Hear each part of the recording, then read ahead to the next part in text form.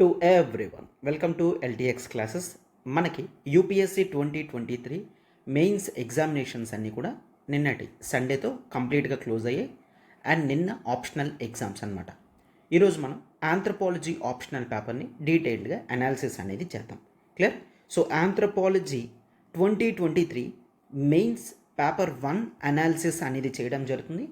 అయితే దీంతో పాటు క్లియర్ మన ఆంథ్రపాలజీ నోట్స్ అండ్ క్లాస్లో ఉన్న క్వశ్చన్స్ అనేవి ఎంతవరకు వచ్చాయి అనేది కూడా క్లియర్గా చూద్దాం. Right?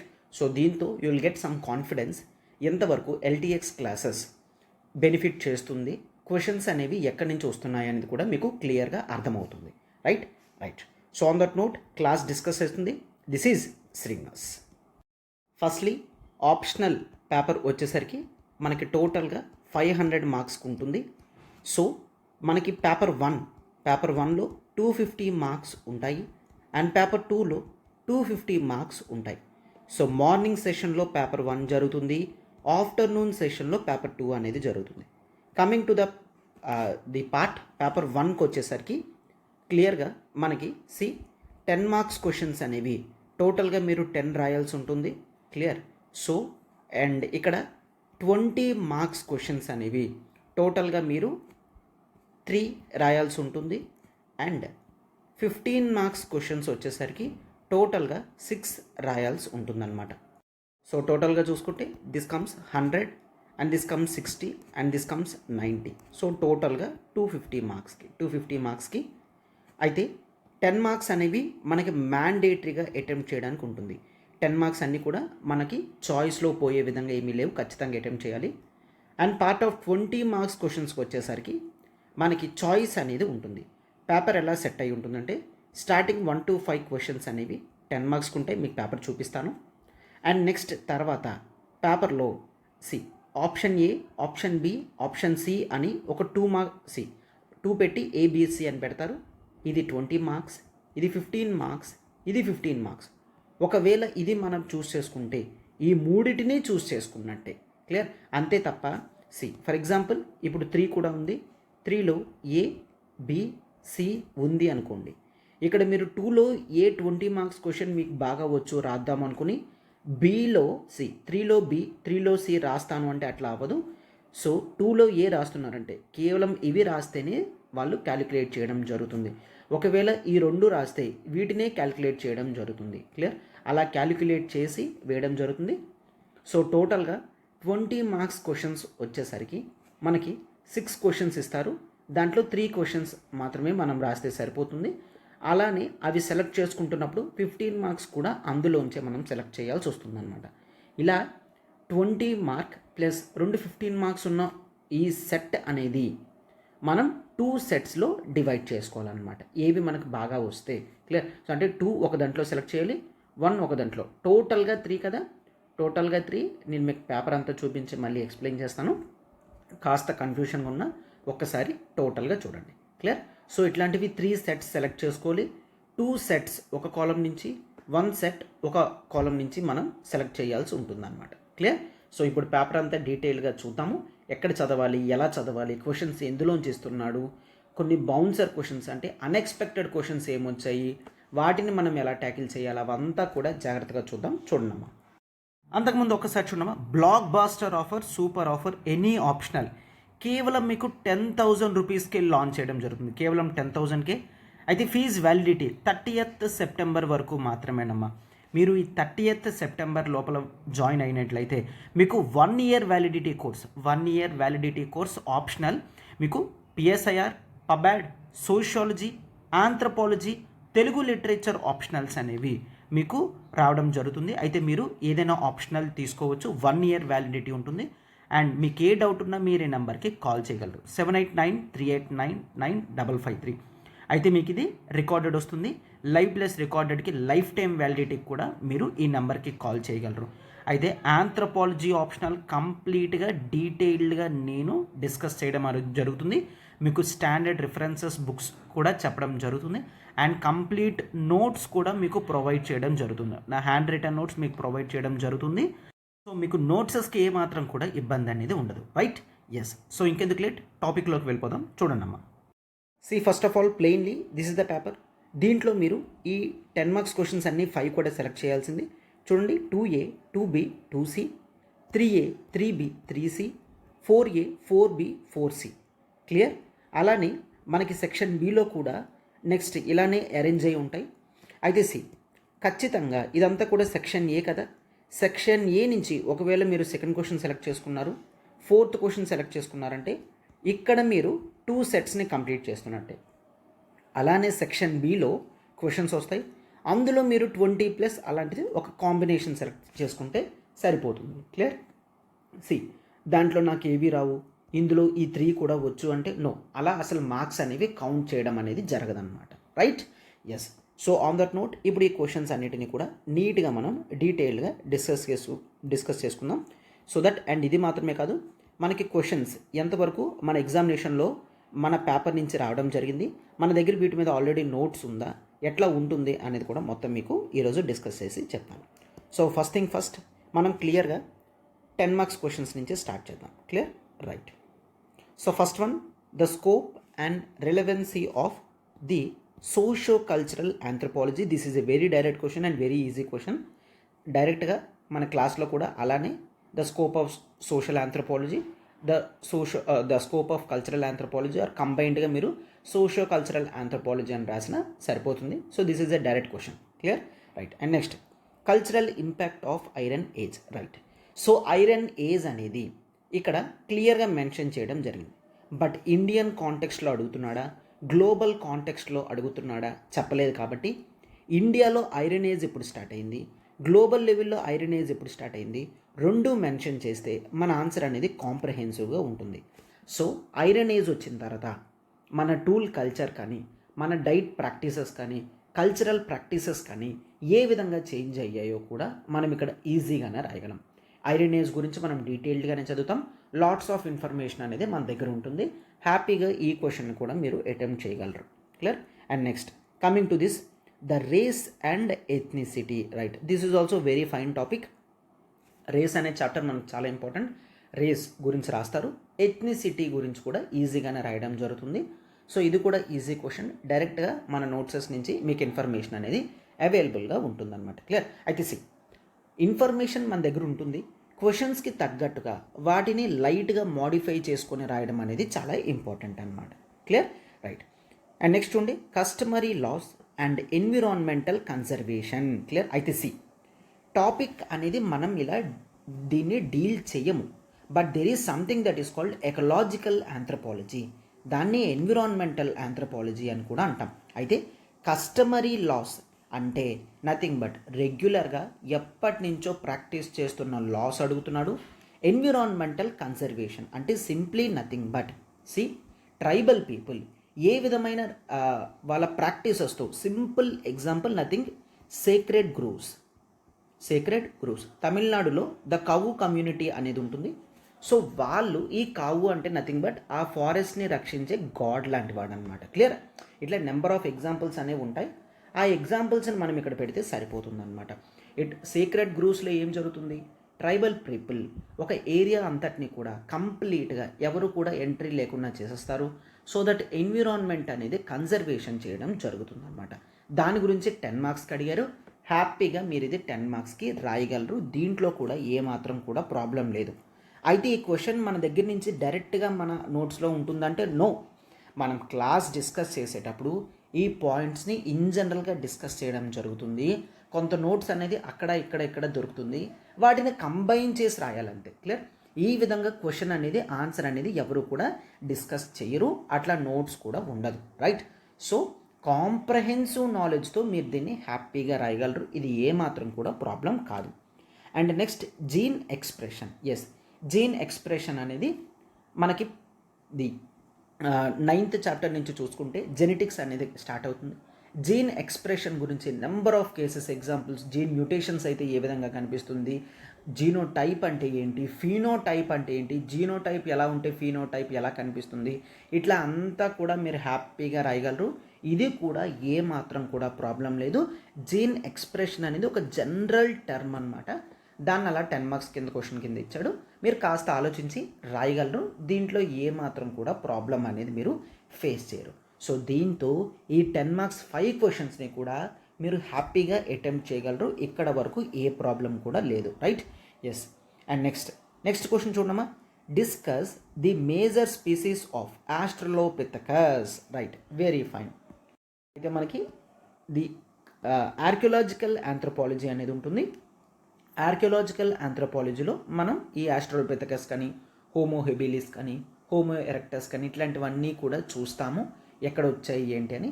Discovered from south and east Africa, south ఆఫ్రికాలో అండ్ ఇంకా ఈస్ట్ ఆఫ్రికాలో ఎక్కడ దొరికాయి అని చెప్తున్నారు. సో ఆస్ట్రలోపిథెకస్ గురించి డిస్కస్ చేస్తున్నప్పుడు కొన్ని ఏరియాస్ని మెన్షన్ చేయడం జరుగుతుంది. మీరు ఆ ఏరియాస్ని మెన్షన్ చేస్తే సరిపోతుంది అనమాట. క్లియర్? రైట్. అయితే ఆస్ట్రలోపిథెకస్ ఎక్కడున్నా ఒకేలాంటి క్యారెక్టరిస్టిక్స్ ఉంటాయి. అది ఆఫ్రికా అయినా ఇండియా అయినా ఎక్కడైనా ఒకేలా ఉంటాయి. సో ఆ ఫీచర్స్ అనేవి మీరు హ్యాపీగా రాయగలరు, ప్రాబ్లం లేదు. Describe the discovery, physical features and significance of the Taung baby. Clear? Taung baby అని సెపరేట్గా మనం డిస్కస్ చేయం, కానీ సిగ్నిఫికెన్స్ ఆఫ్ డిస్కవరీ అనేది కూడా క్లియర్గా చెప్పగలం. ఎవల్యూషన్లో ఏ విధంగా ఈ డిస్కవరీస్ అనేవి హెల్ప్ చేశాయి, సో వీటి వలన మన మార్ఫలాజికల్ ఫీచర్స్ కానీ ది స్కెలిటల్ ఎబిలిటీస్ కానీ ఏ విధంగా చేంజ్ అయ్యాయో మీకు క్లియర్గా అర్థమవుతుంది. ఈ question as this is somewhat moderate in level. ఒకవేళ 20 మార్క్స్లో మీరు పర్ఫెక్ట్గా లేకపోతే మీరు నెక్స్ట్ క్వశ్చన్ని చూస్ చేసుకోవచ్చు. బట్ ఇది సరే చాయిస్లో వదిలేయాలంటే నో, దీన్ని మీరు హ్యాపీగా అటెంప్ట్ చేయగలరు.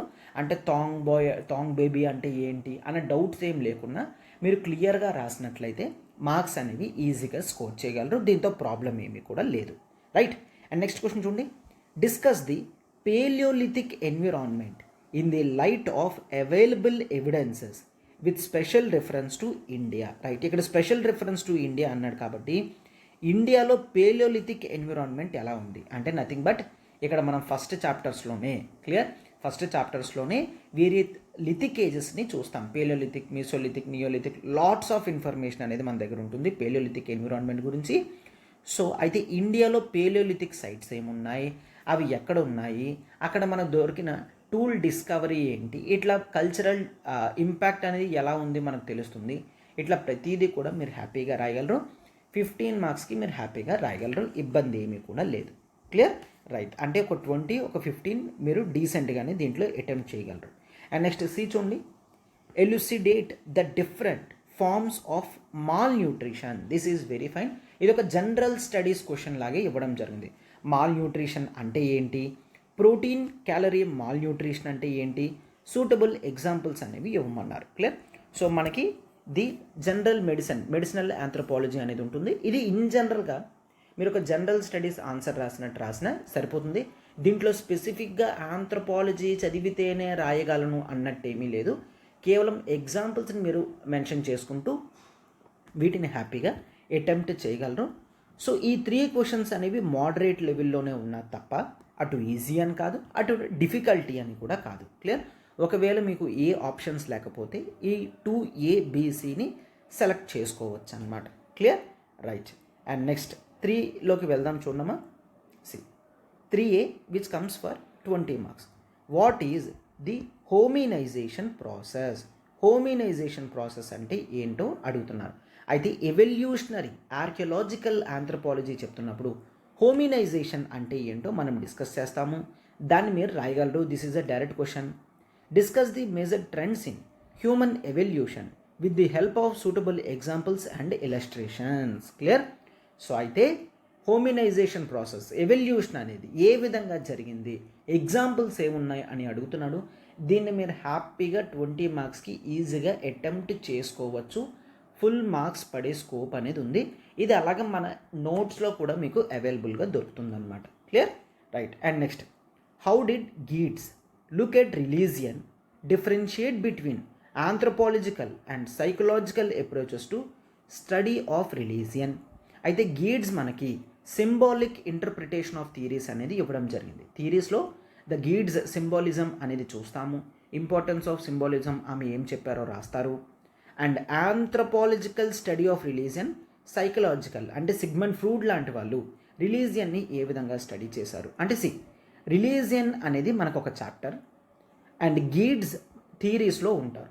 ఆ రెండింటిని కలిపి ఫ్యూజ్ చేసి క్వశ్చన్ అడగడం జరిగింది అంతే తప్ప అంతకన్నా ఇంకేమీ లేదు. సో కంపారిటివ్లీ 2A కన్నా 3A ఈజీ, కంపారిటివ్లీ 2B కన్నా 3B అనేది చాలా easy. Clear? Right. And next C what is the mixed longitudinal methods of studying human growth. This is very very very important. And even మన క్లాసెస్లో కూడా students at least 2 times అనేవి రాయడం కూడా జరిగింది. గ్రోత్ స్టడీస్ అనేవి చాలా ఇంపార్టెంట్ అనమాట. సో ఇక్కడ మిక్స్డ్ లాంజిట్యూడినల్ మెథడ్స్ అని అంటున్నాడు. The cross sectional and longitudinal studies అంటాం. And there is the sequential studies, దాన్నే మిక్స్డ్ లాంజిట్యూడినల్ మెథడ్స్ అని కూడా అంటారు. సో దాంట్లో ఉన్న మెరిట్స్ అండ్ డిమెరిట్స్ అనేవి మీరు హ్యాపీగా రాయగలరు. So this is a direct question from our notes. Clear? అయితే నోట్స్లో చిన్నదిగా కనిపిస్తుంది, బట్ ఇక్కడ లాంజిట్యూడినల్ మెథడ్స్ అంటే ఏంటి, క్రాస్ సెక్షనల్ మెథడ్స్ అంటే ఏంటి, ద సీక్వెన్షియల్ స్టడీస్లో ఈ రెండింటిని ఎందుకు కంబైన్ చేస్తున్నాం, ఇదంతా రాసేసరికి మీకు బ్యూటిఫుల్ నోట్స్ అనేది ఉంది, ఇన్ఫర్మేషన్ కూడా ఉంది. మీరు హ్యాపీగా 3A 3B 3C కళ్ళు మూసుకొని మీరు రాయొచ్చు అనమాట. Clear? Right. And next 4A చూడండి. 4A discuss the role of marriage regulations in traditional societies in India for strengthening the social solidarity. This is very fine. ఇది డైరెక్ట్ క్వశ్చన్ మన నోట్స్లో ఉంటుంది. మ్యారేజ్ రెగ్యులేషన్స్ గురించి మాట్లాడతాము. అయితే నెక్స్ట్ ఏదైతే ఉందో దాన్ని మీరు రీఫ్రేసింగ్ చేస్తూ రాస్తే సరిపోతుంది. ఈ ఎగ్జాక్ట్ క్వశ్చన్ అనేది మన నోట్స్లో కూడా ఉంటుంది. సో ఇక్కడ 20 marksకి మీరు హ్యాపీగా కళ్ళు మూసుకొని రాయొచ్చు. మ్యారేజ్ అనేది one of the important topics. మనం నెంబర్ ఆఫ్ కేస్ స్టడీస్ చూస్తాము, ఎగ్జాంపుల్స్ చూస్తాము. వీడు ట్రెడిషనల్ సొసైటీస్ అన్నాడు కదా, నెంబర్ ఆఫ్ ట్రైబల్ ఎగ్జాంపుల్స్ కూడా మనం హ్యాపీగా ఇవ్వచ్చు. దీంతో ఏ మాత్రం కూడా మనకి ప్రాబ్లం అనేది లేదు. క్లియర్? రైట్. అండ్ నెక్స్ట్ చూడండి, discuss various methods of personal identification based on skeletal remains. This is also very very important question. And మన క్లాస్లో కూడా నీట్గా డిస్కస్ చేసుకుంటాం. ఇది కూడా ఎగ్జాక్ట్గా మన నోట్స్ నుంచి అట్లాగ వచ్చేసింది. Clear? Right. What I generally give importance to this is physical anthropology అనేది చాలా ఇంపార్టెంట్. మనం ఎక్కువ ఫిజికల్ ఆంథ్రోపాలజీ మీద ఇంపార్టెన్స్ అనేది ఇస్తాం. సో మిగిలిన స్టూడెంట్స్ ఎక్కడైతే వాళ్ళు ఇబ్బందిగా ఫీల్ అవుతారో మన స్టూడెంట్స్ దాన్ని చాలా ఈజీగా ట్యాకిల్ చేయడం అనేది జరుగుతుంది. Clear? So this is also direct question from our notes. Clear? So దీంతో కూడా ఇబ్బంది లేదు. And next, identify the major mesolithic sites and describe the typo technological features with special reference to India. This is very fine. Mesolithic sites గురించి questions అడుగుతున్నారు. అయితే మనం Palaeolithic, Mesolithic sites గ్లోబల్లో ఏమున్నాయి, ఇండియాలో ఏమున్నాయి, ఇలా ప్రతిదీ కూడా చదువుతాం. మీకు ఏ మాత్రం కూడా ఇబ్బంది ఉండదు దీంట్లో. అండ్ టైపో టెక్నాలజికల్ ఫీచర్స్ అంటే దీన్ని చూసి ఏ మాత్రం కూడా కంగారు పడాల్సిన అవసరం లేదు.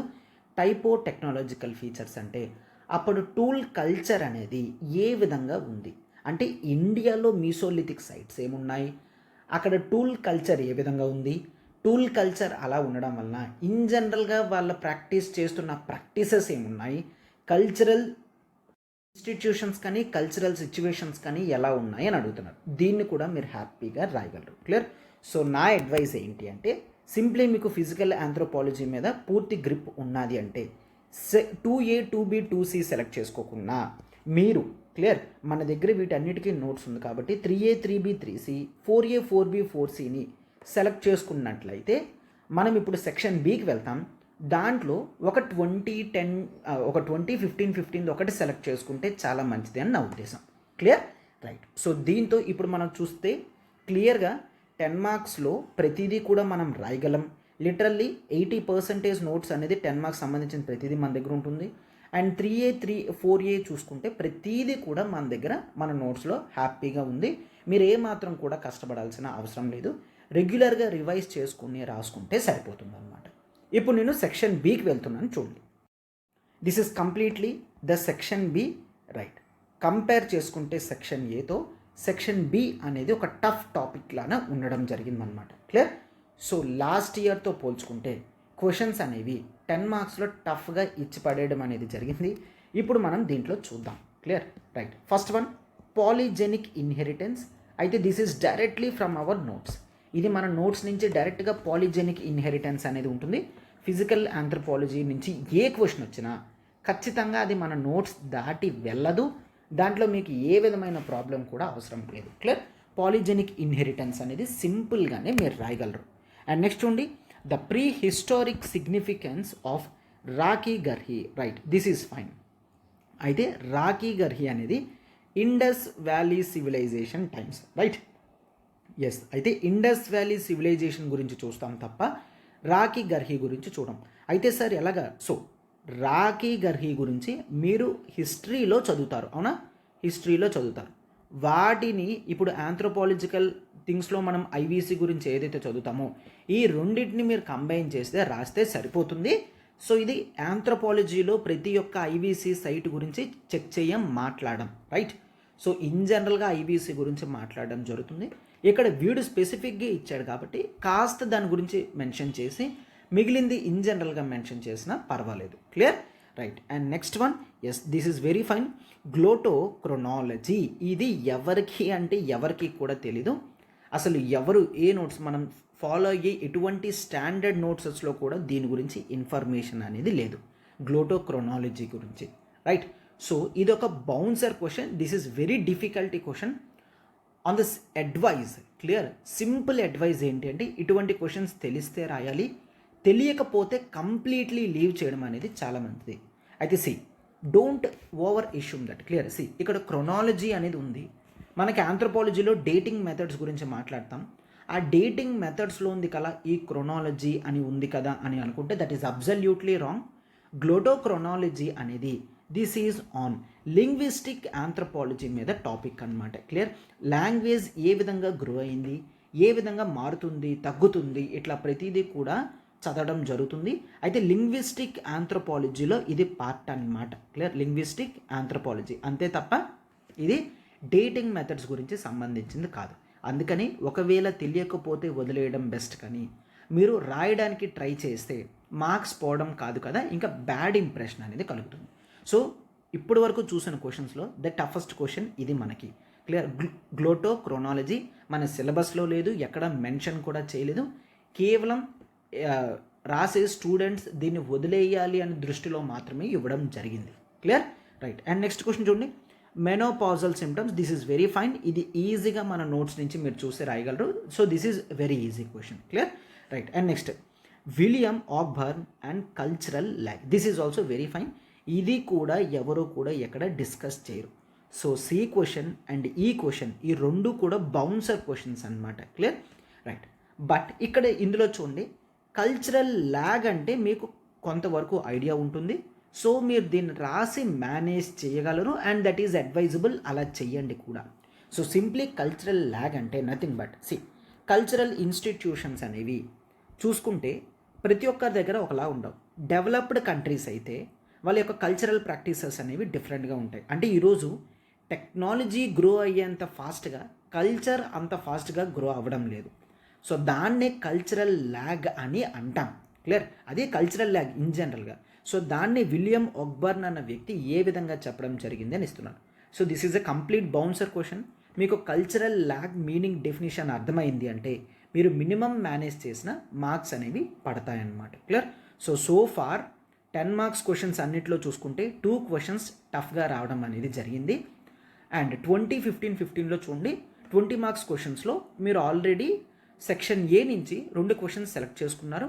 ఇప్పుడు ఇక్కడ మీరు చూసుకున్నట్లయితే మనకి 6, 7, 8 ఉంది, అవునా? ఈ 6, 7, 8 నుంచి ఒకటి సెలెక్ట్ చేసుకుంటే చాలు, మీకు మిగిలిందంతా కూడా హ్యాపీగా కంప్లీట్ అయిపోయినట్టే. Clear? Right. So 6th question చూడండి. Critically discuss the controversies related to the field work of the Bronislaw, Malinowski and Margaret Mead. This is very fine. అయితే మార్గరెట్ మీడ్ గురించి మనం చదువుతాము, మాలినోస్కీ ఫంక్షనలిజం కూడా చదవడం జరుగుతుంది. అయితే ఇది థియరీస్ గురించి కాకుండా ఫీల్డ్ వర్క్ గురించి అడుగుతున్నాడు అనమాట. Clear? Different methods of anthropological రీసెర్చెస్లో మనం చూస్తాము ఫీల్డ్ వర్క్ గురించి. సో మాలినోస్కీ గురించి వీటన్నిటికి గురించి హ్యాపీగా మీరు రాయగలరు అనమాట. క్లియర్? రైట్. సో ఇది కూడా మన నోట్స్ నుంచి డైరెక్ట్గా ఉండదు, కానీ ఒక దగ్గర నుంచి 50%, మరొక టాపిక్ నుంచి 50% తీసుకొని రాయగలరు. సరే, అయితే 20 మార్క్స్కి రాయగలమంటే హ్యాపీగా 20 మార్క్స్కి రాయగలరు, ప్రాబ్లం ఏమీ లేదు, హ్యాపీగా 20 మార్క్స్కి రాయగలరు. అయితే దీనికి కొంత ప్రాక్టీస్ ఉండాలి. డైరెక్ట్ క్వశ్చన్స్ అయితే ఎవరైనా రాయగలరు, బట్ ఆ టాపిక్ నుంచి 50%, ఈ టాపిక్ నుంచి 50% తీసి రాయాలి అంటే రెగ్యులర్ ప్రాక్టీస్ ఉన్నప్పుడు మాత్రమే మీరు అట్లాంటివి చేయగలరు అన్నమాట. క్లియర్? రైట్. అండ్ నెక్స్ట్ ఉండి discuss the impact of globalisation on the economic systems of indigenous communities. ఇది డైరెక్ట్గా మన నోట్స్ నుంచి రావడం జరిగింది. క్లియర్. సో ఈ విధంగా మనం పేపర్ 2లో మాట్లాడతాం, బట్ అయినా కంప్లీట్లీ మన నోట్స్ నుంచే ఇది ఇవ్వడం జరిగింది. హ్యాపీగా 15 మార్క్స్కి మీరు కళ్ళు మూసుకొని రాయగలరు. The MN Srinivas globalization definitions కానీ కేస్ స్టడీస్ కానీ ఇట్లాంటివన్నీ పెట్టి రాస్తే మనకి మ్యాక్సిమం మార్క్స్ అనేవి అలొకేట్ అవుతాయి. అండ్ నెక్స్ట్ క్వశ్చన్ చూడండి, describe the practical applications of DNA technology in the current scenario. This is very fine. Recombinant DNA technology practice కానీ, ది ట్రాన్స్జెనిక్ యానిమల్స్ కానీ, the DNA based vector based vaccines కానీ, ఇట్లా ప్రతిదీ కూడా మనం డిఎన్ఏ టెక్నాలజీలో డిస్కస్ చేస్తాము. డిఎన్ఏ ప్రోబ్స్ కానీ, బ్లాటింగ్ మెథడ్స్ కానీ ఇట్లాంటివన్నీ కూడా డిస్కస్ చేయడం జరుగుతుంది. ఇది కూడా మన నోట్స్ నుంచి డైరెక్ట్గా వచ్చిన క్వశ్చనే, అటు ఇటు కూడా తిప్పివ్వలేదు, డైరెక్ట్గానే ఈ క్వశ్చన్ అనేది మనకి ఇవ్వడం జరిగింది. సో దీని గురించి కూడా మీరు హ్యాపీగా రాయగలరు. Clear, right. అండ్ నెక్స్ట్ చూడండి 7C. అయితే ఇక్కడ మీరు చూసుకున్నట్లయితే 6A BC అయితే డైరెక్ట్గా మన టాపిక్స్ నుంచి వచ్చినవి మీరు రాయగలరు. ఒకవేళ 6th కాస్త కన్ఫ్యూజన్ అనుకుంటే రిమైనింగ్ క్వశ్చన్స్ కూడా చూడండి, అప్పుడు ఏది బెస్టో మనం ఆలోచిద్దాం. Clear, right. సో 7A చూడండి, describe various methods of qualitative data analysis, highlight some popular computer softwares used in qualitative analysis. This is completely bouncer question. అసలు ఈ టాపిక్స్ అనేవి మనం ఆ విధంగా అసలు చూడం, right. So this is completely bouncer. ఎప్పుడైతే 20 మార్క్స్లో మనం వీక్గా ఉంటామో అయితే ఇది అసలు తెలియదు, కనీసం అటెంప్ట్ కూడా చేయలేమన్నమాట. క్లియర్. సో కంప్యూటర్ మెథడ్స్ కొన్ని ఉన్నాయి డేటా అనాలిసిస్ గురించి, దాన్ని ఆంథ్రోపాలజికల్ సిగ్నిఫికెన్స్లో వేరేగా మనం చదువుతాం, ఇది అంత రాయాల్సిన అవసరం కూడా లేదు. క్లియర్. సో నెక్స్ట్ వన్ చూడండి, what assumptions must be met for population to be genetic equilibrium. Genetic equilibrium Hardy Weinberg equilibrium అని అంటాం. అది ఆల్రెడీ నేను యూట్యూబ్లో వీడియోస్ కూడా చేశాను, మీరు దాన్ని కూడా చూడొచ్చు. సో ఈ part importance of genetic equilibrium, assumptions ఏంటి, ఇదంతా ఈ క్వశ్చన్ ఇలా ఇవ్వడం జరిగింది, what assumptions must be met అని. బట్ సింప్లీ ఏంటి అంటే this is nothing but Hardy Weinberg equilibrium. Clear.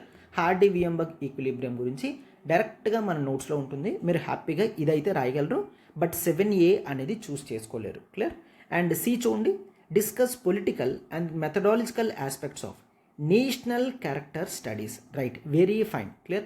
Margaret Mead, Ruth Benedict ఈ టాపిక్ నేషనల్ క్యారెక్టర్ స్టడీస్ గురించి ఎగ్జాక్ట్గా మన నోట్స్లో ఉంటుంది.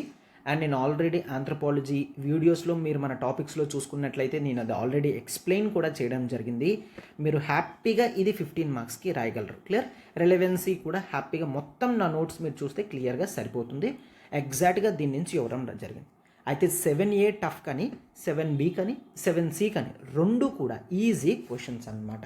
Clear, right. And next 8A చూడండి, critically examine the Arjun Appadurai's conceptualization of global cultural economy.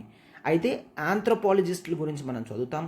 అయితే ఇంత క్లియర్గా అర్జున్ అప్పాదురైస్ అంత క్లియర్గా డీటెయిల్డ్గా ఎవరు కూడా మెన్షన్ చేయరు. అలా మెన్షన్ చేస్తే హండ్రెడ్స్ ఆఫ్ ఆంథ్రోపాలజిస్టులు ఉంటారు, ఒక్కొక్కరు ఒక్కొక్క టాపిక్ ఏ విధంగా చెప్తున్నారు అని చదివితే ఈ జన్మలో ఆంథ్రోపాలజీ సిలబస్ అనేది కంప్లీట్ అవ్వదు. So this is also a bouncer question which should not be selected. Clear, which should not be selected.